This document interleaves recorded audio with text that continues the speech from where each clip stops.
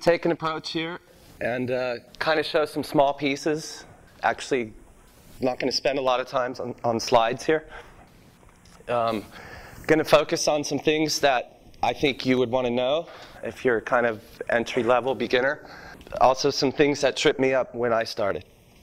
So first of all, the requirements to develop. You're going to need a Mac. It needs to be an Intel-based Mac. And you're also going to need Xcode. There are some actual alternatives to Xcode. JetBrains has a IDE that's in beta right now. And I think that's about it. But you still are going to need Xcode on your system because it has all the libraries and basically the package that you're going to need to be able to develop. You can actually get Xcode from the Mac App Store for $5. The way most developers get it is they sign up for the iOS developer program, which is $99 per year. You get all the documentation. You get Xcode. You have the ability to test on a device and submit to the App Store. So you're going to need to do that if you're really getting serious about this. By the way, just going off the earlier presentation, my opinion is that the documentation as part of this program is also excellent. They have a lot of how-to guides, the API docs, and everything there. I'll probably show you some of that in a bit.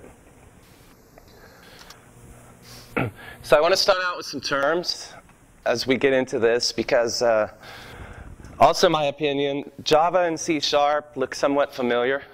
When you get into this environment, if it's new to you, some of it's going to seem pretty strange. Objective-C is like nothing you might have seen before. So there's Objective-C. This is the language that we use. You actually can use C++ in there as well. You just need to tell the compiler that you're doing so. And this is basically what you use for iOS and Mac development. It's a strict superset of C. So basically anything you can do in C, you can put into you can do in Objective-C, which sometimes gives you some choices. So for instance, the framework Cocoa I'm going to talk about in a minute has something called NSArray, which is an array data structure. But you could also, in Objective-C, use regular C arrays, like you were used to doing if you've used C before. So sometimes you have some decisions to make. It's basically a message-based, not the language itself, but the frameworks here and the foundation is message-based. So Cocoa Touch is the overall iOS API. On the Mac, it's called Cocoa. And it basically adheres to the MVC architecture. We'll see that as we start to develop some UI and take a look at it. The Cocoa Touch is made up of many different frameworks. So the foundation framework is kind of the core that has all the data structures, NSArray, NS dictionary. They all start with NS because it came from the Next Step project that was being done there. It was brought over to Apple. So the frameworks are specific parts of this thing. So there's the foundation. The UI kit is basically all of the UI and the things, a lot of which we'll be touching here as we go into this. On the Mac, it's called App Kit. And then there's different ones like Map Kit and other things like that. Okay? So that's just a little bit to get us started there with some definitions. So what I want to do now is go into the environment, show you some tooling.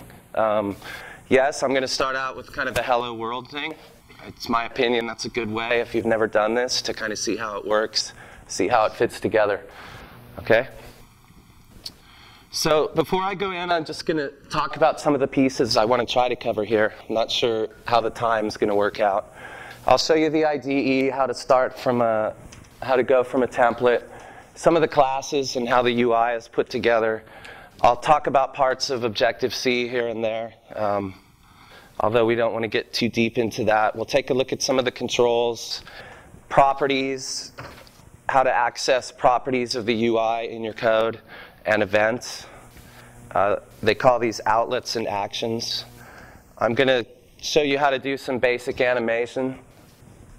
And then I'll talk a bit about sizing and orientation, which even though they talk about on Android how it's fragmented, you have different device, different form factors, it is a much simpler problem to deal with in iOS. However, if you think about it, you still do have some variation there. So you have iPads, you have iPod touches, you have iPhones, you have older iPhones with different hardware. You have an iPhone 4 with a high-res display where the resolution is actually double what it is on the older phones. So there are some issues to deal with. And then if we have time, I'll talk about the instruments, which is some of the profiling tools that you get. And we'll finally end up with some questions. Okay, so this is Xcode. This is what you see when you first launch it. I've got a bunch of projects here. But I might want to just go create a new one here. And so the first thing we have, like most IDEs, we have some templates. And we're going to start with a view-based application. A view, it's actually easier to describe this once I get into this.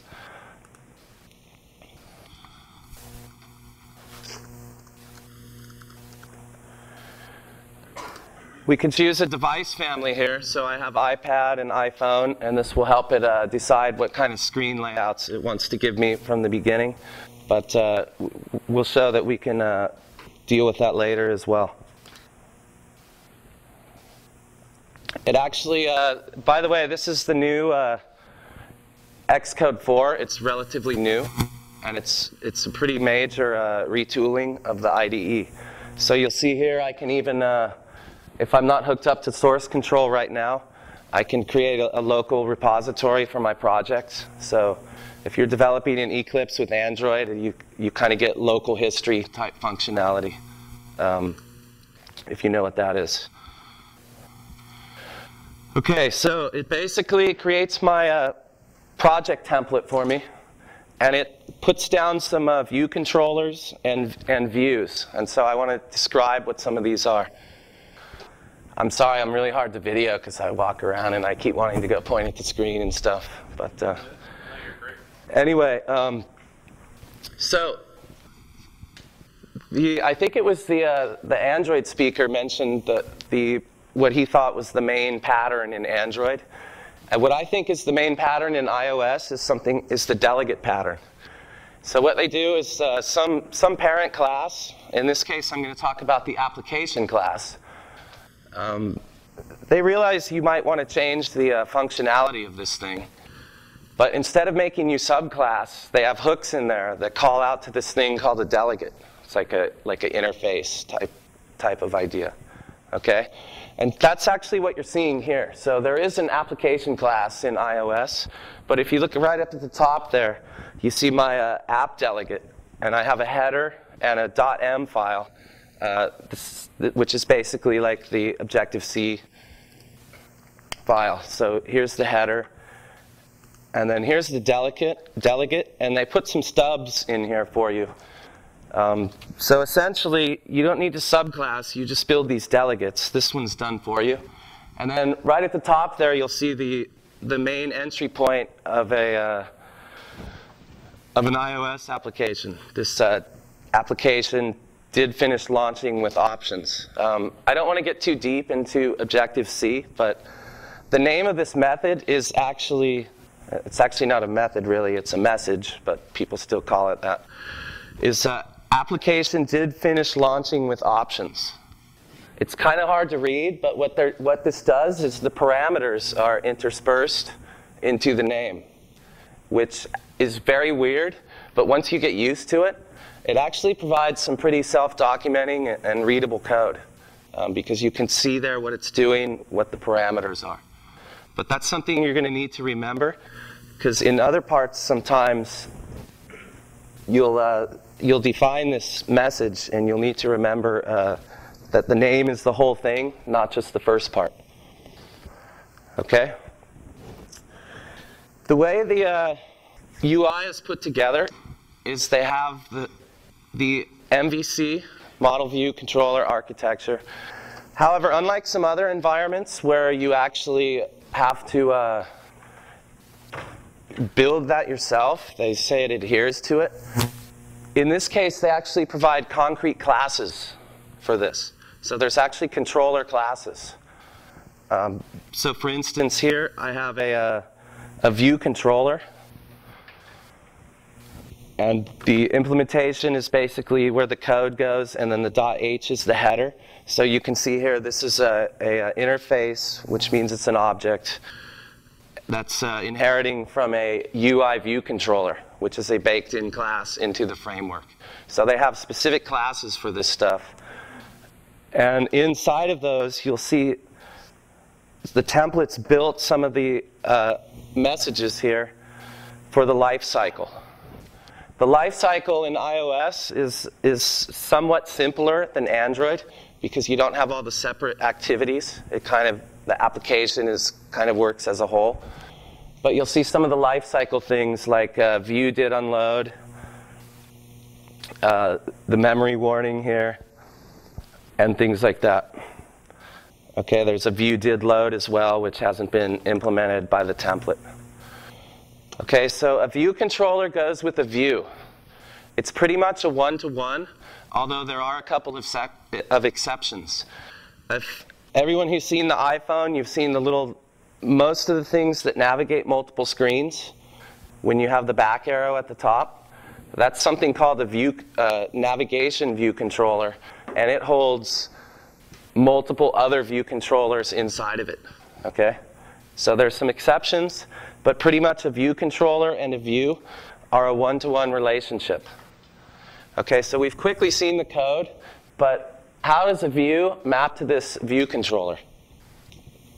Views are actually stored in something called a zib or a nib file. The zib is actually XML based, although unlike the other two platforms that we've seen, it's somewhat unreadable. It's not XML that you really go in and edit like you can do in the XAML or the XML for the Android UI. You pretty much do it in the designer or create your controls in code. You can do that as well. Okay? So this is the view, and it's actually tied to this view controller here. Actually, this is the actual view that I wanted to show.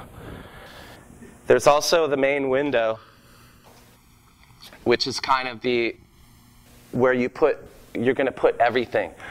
This UI uses this concept of these proxy objects. So what you're going to have is you're going to have all these different view controllers and view zib files for each of your screens. But then they all need to talk to each other and navigate together, right?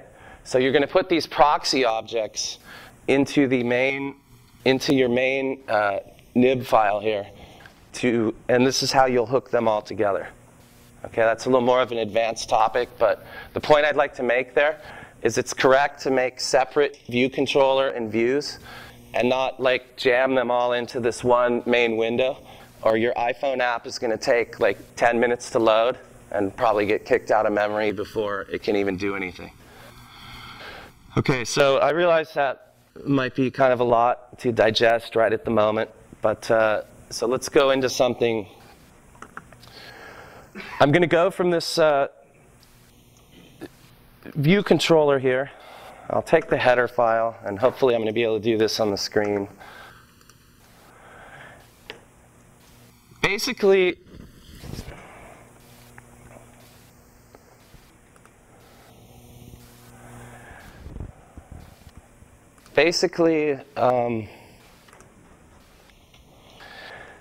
just like in the other environments, when you want to use the controls from your code, you're going to need to somehow map these to your into your view controller. Okay, and this isn't done automatically. For those of you that know Android, this is what I'm talking about here is basically your find view by ID, where you go and get the ID of the the control in your code, and now you have a reference to that control that you can use, okay? The way you do that in iOS, let's take a control, we'll say our round rect button. We can size it here in the UI.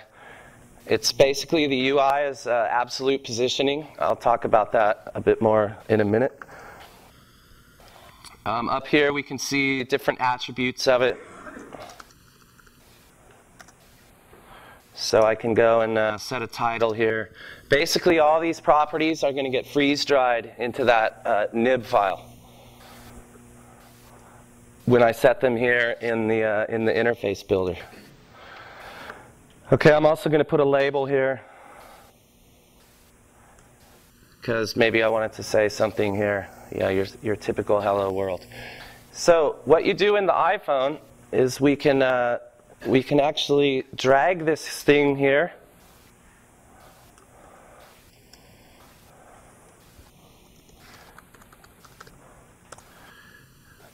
and give it a name. Now you don't have to do this with every control, just the ones that you're going to want to access from your code here. My things are just not sized properly for me here. So I can pull the label over as well.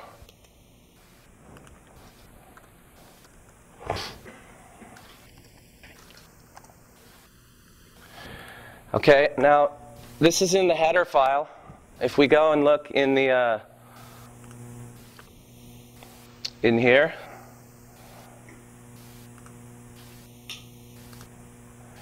I'll close that for a minute.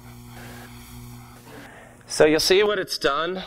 Now in previous versions of Xcode, you used to have to do all this yourself.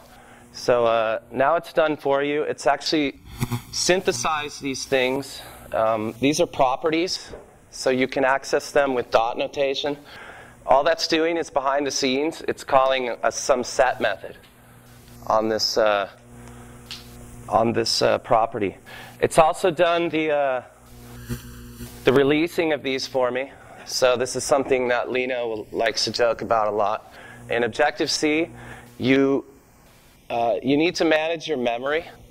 There's no garbage collector. It's not as bad as, just going and allocating chunks and releasing them. It is actually reference counted, is the way it works. Objective-C actually does have a garbage collector, but it's not available on iOS. So on iOS, it's reference counted. So when the reference count drops to 0, it will be collected. But that means you need to release things properly, which actually drops the reference count. You can also have the opposite problem where you don't retain something, which is basically bumping up the reference count, and it goes away out from under you. So this has helped put all of that stuff in place for us.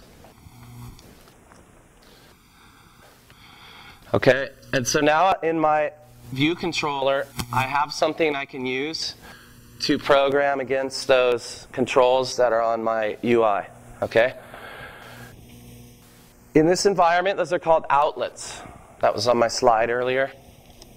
And you'll even see here, this thing is called a IB outlet, IB for Interface Builder. The next thing we want to look at is an action or an event. So if we take a look here, back at our UI, on the button, I have a bunch of events that I can use on this button. And so I want to say touch up inside right here, and I'm going to drag this over.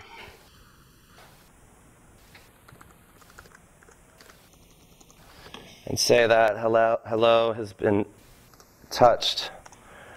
So in the header, it builds this message for me. That little minus sign is Objective-C's way of saying this is an instance method. If it's a plus sign, it means it's a class method. Okay, so over here, I should be able to find my hello touched. And now I'm going to say self, which is basically the instance of this view controller. And I'm going to say my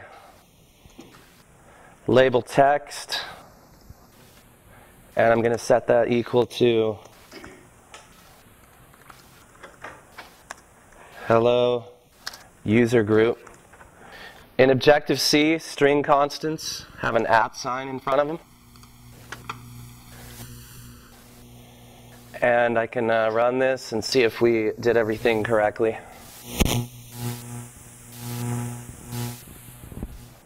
No, we didn't. I could click the button if you want to see it crash, but I won't do that. That's actually a good mistake, because did anyone notice what popped up in my compiler? Wasn't an error, was it? Warning. It was a warning. So in Objective-C, you better not ignore your warnings. And a good friend of Lino's and mine used to, even when we used to work in languages where it didn't matter so much, he was adamant that our stuff compiled with no warnings. And I'm really enjoying that lesson right now, because Objective-C is very dynamic, which gives you a lot of power. But a lot of things that are warnings, it means they're going to be an error at runtime. So in this case, I was trying to set a piece of text into this label object, and I wasn't using the text property. Okay, so now the warning's gone. I click this, and there it is. So not exciting, but you've seen the framework of an iOS app, and hopefully get an idea about views, view controllers. Okay, so looked at outlets, actions. I just wanted to show some basic animations here and kind of use that to touch on a couple other things. This is what they never talk about in the demos and things like that either, but I guess Windows Phone doesn't have the issue yet. But you also need to be aware of, as the different SDKs come out, some things are available that weren't there before. So it's not about just building for, like, I want to support all the phones, 1.6, like they were talking about with Android. It's about you might want to support an older version, but use something in a newer one if they have it. Okay.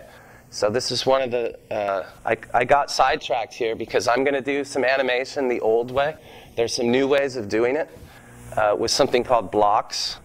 But you have to consider all these things when you develop. You know what your target platform is. It's actually a lot more difficult of a problem than just saying, I'm going to support iOS 3.1.3. So I just wanted to put that out there. So UI view has some class methods. So notice I don't have an instance of an object here. I'm just using a UI view.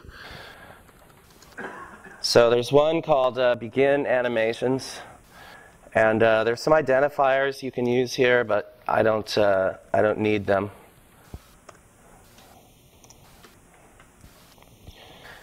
And basically, a lot of the properties in the iPhone SDK are what they call animatable. And you can see all these in the docs, the alpha, the location, all that kind of stuff. And so what I'm doing here is is setting up a block, this animation transaction. And so I can set this animation duration to something here. And then I'm going to set some property. Let's do it on this. That's in seconds, yes. Let's do it on this label text. I'm going to set its frame property, which happens to be an animatable property.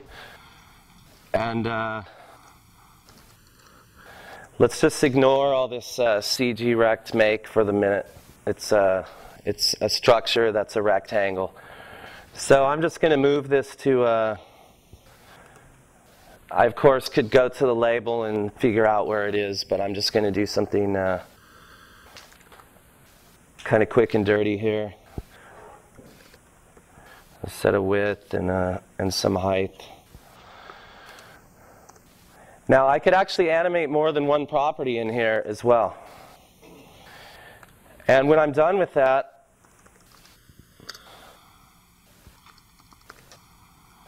I commit my animations. And this is using the UI kit version. One of the things I like a lot about iOS is that there's many layers for you to target developing at. And I don't mean like you know, the kernel layer. I mean even within the application layer, there's many layers. So I'm using UI kit here, which is the simplest one. It's a wrapper around something that's one level deeper called core animation, which is more powerful. But if I don't need it, I don't need to go to that complexity. But I can. Below that, there's core graphics, so I could actually do all the drawing and rendering myself and kind of animate it around if I really needed to. Core animation is pretty powerful, so that's usually not necessary. And finally, I could go to OpenGL if I was writing games and things like that. This animation here is not really for games. It's for kind of, you know, making the flashy UIs and things interesting in a normal app like the iPhone is good at.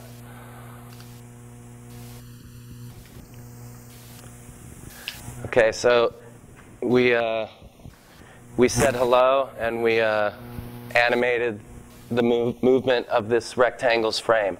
So you could do that with, you know, alpha colors, all kinds of things. You can move stuff around. You can do some pretty complex things really easily.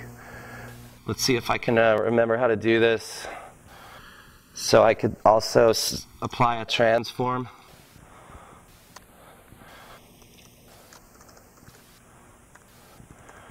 There's a transform property, which is also animatable.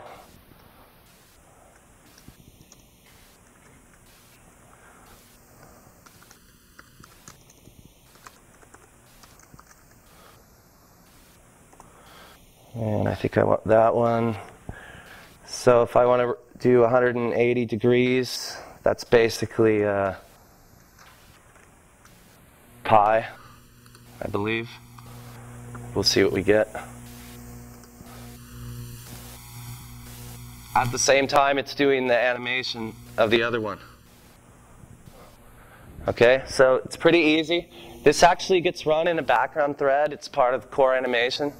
And you really don't have to worry about much more. So it makes it easy to do these nice little UIs and things like that. What I was talking about earlier, which didn't make sense, is there's a different way to do this where you send a block. They call it blocks. It's like closures or lambda expressions where you can send in a block of code. But that's only available on the iOS 4.0. So that's an issue there if you need to know what you're targeting and do the correct thing. Okay? I wanted to talk about sizing a little bit and orientation type of stuff. Of course, can I take questions at the end? Do you mind? Of course, in iOS, we have the iPad now as well. And if anyone building an iOS app is going to be at least interested in building for that and what they need to do. And there's actually a few different, I would say 3 ways of doing it. So if we just run the app I just built on the iPad, anyone who has an iPad will of course have seen this. You get a little iPhone screen inside of your iPad, right? So, you know, that's okay if you're really building an iPhone app. Kind of the next level up, which you can do, is, and this goes for just an iPhone-only app as well, when you rotate it to landscape and things like that. You can use some of the sizing things that are available in the UI builder here.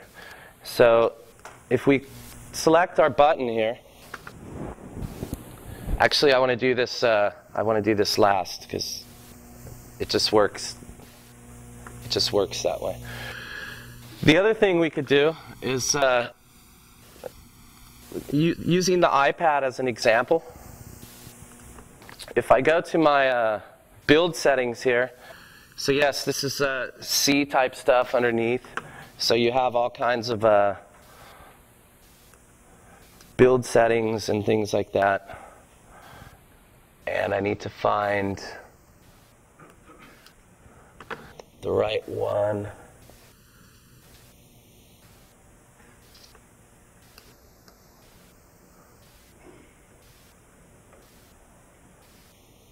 I had it in my other, I think my screen size is product. No. I can't find it now because my... Anyway, targeted device family, here it is. So I'm going to change this to both iPhone and iPad. Okay, so notice now I don't get the iPhone screen anymore. I just changed one setting, right? But what's the problem here? I built this screen for a iPhone size. So even though it stretched my screen out and I don't have the ugly iPhone on the iPad, you see my labels aren't really where I want them and things like that. So now I can go back to what I was about to show you. If we go back to the interface builder,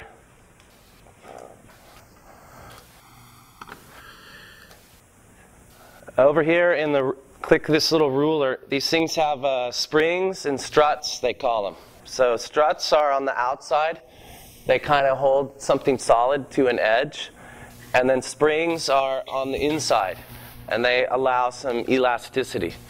So here, if I wanted to say, okay, I really want to keep this button at the bottom, and then allow it to stretch with the size of the screen, right? So if I run this now,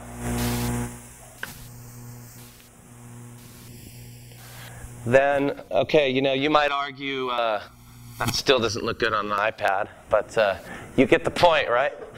So you actually can build your UI this way and get it to run on the multiple devices, including landscape and things like that. So the final option,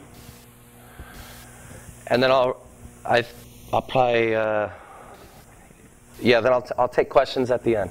So the final option here, that's kind of a cheat in the middle.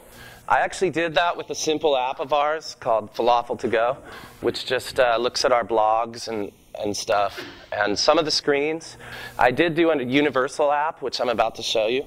But some of the screens, I used dual purpose on both iPhone and iPad and just set the springs and struts so they looked reasonable. And then on the iPad, stuck them in like a smaller window, like a popover controller type of thing. So let me just show you this and basically what happens here. And if I walk you through the template, you'll kind of understand how it's working. So I'm going to start a new project. And you need to go from a window-based application, which is kind of the raw one without the view in it. You're going to have to put the view in and build your views in later.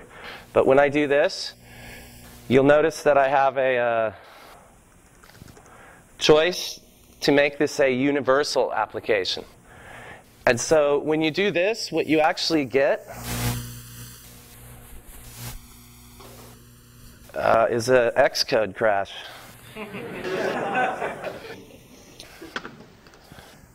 So let's try this again.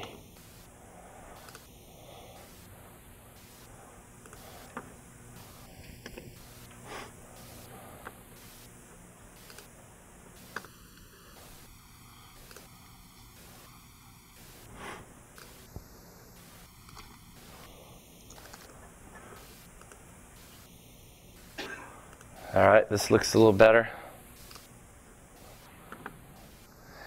Okay, so what we actually get here, you'll notice we have two of these nib files and two view controllers. And what it's actually set up here is completely different UI for the two platforms. And if you look, one thing I should have showed you, but I didn't, one of the supporting files here, much like the manifest, if you're doing Android development, is this thing called the plist, which is a property list. And this is where you set a lot of the overall app things, like do we want the status bar, does it support landscape rotation, things like that. And one of the things in here is you can have separate nib names for the phone and the iPad. So basically you can create a completely different user interface for each device, and the framework will figure out which one it's on and just do the right thing, okay? So I just got the time to wrap up sign, so I'm going to wrap up. Questions, yes. Questions? Is this gentleman here? So from the online people, question was, does Xcode for iOS support C++, SPL, vectors, lists, and stuff like that? I actually don't know, because I haven't gone into the C++ very deep. I can find out, and is there a way I can message the group or something, Bruno? It looks like it does. Yeah, I'm not really sure. Another question there? Yeah, if you want to have variables that you can access all of the application. Just like you would in C, you can like extern them. So you can have statics. Actually, that's one of the things people often ask, because even though I showed you there were class methods, there's no class level fields like you would have in Java or something. So what you do is, in here you can use the static keyword, which is something a little different. It has scope to the file. And then, yeah, you can then extern stuff in a header to get it to be global if you want to do that. Or, of course, you can do something more object-oriented and have, some kind of singleton, something like that you can get from anywhere and use. What's your opinion on the Corona SDK, the one that's supposed to be put on Lublin? I don't know what it is, actually.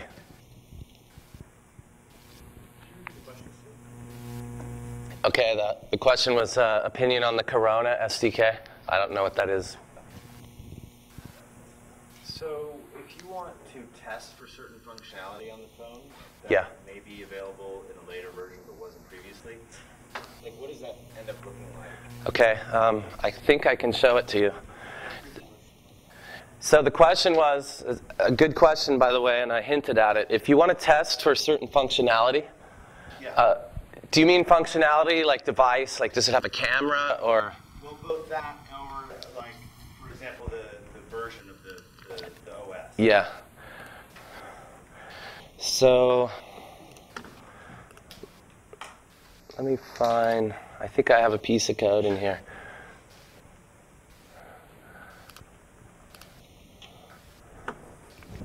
Yeah, so so first I'll talk about testing for version of the OS type of things. Actually, what you don't do is check for the version of the OS. You don't write some code and say, is this 4.3 or whatever. There's kind of two levels you do it at. This is showing one of them. You can you use a call called I think it's ns string for name or string for class or something. No, ns class for string. To test for the existence of a class, right? So if you want to use some class, you do that test. And then there's one other thing you need to do in your frameworks here. You have to weak link that. There's a setting up here. I'm not going to dig around for it for now because but you weak link your framework. Otherwise, when the app first loads, it'll try to load that class and it'll crash. Now that doesn't always get you 100% of the way because sometimes, and this thing called the gesture recognizer was one example. Two things can happen. Maybe the class was there, but there's like a newer version or something. And in one case, there was even something where the class supposedly wasn't there, but Apple had added it before, hidden, as like a test thing. And so all the tests that I just described to you would have succeeded, and then you would have crashed.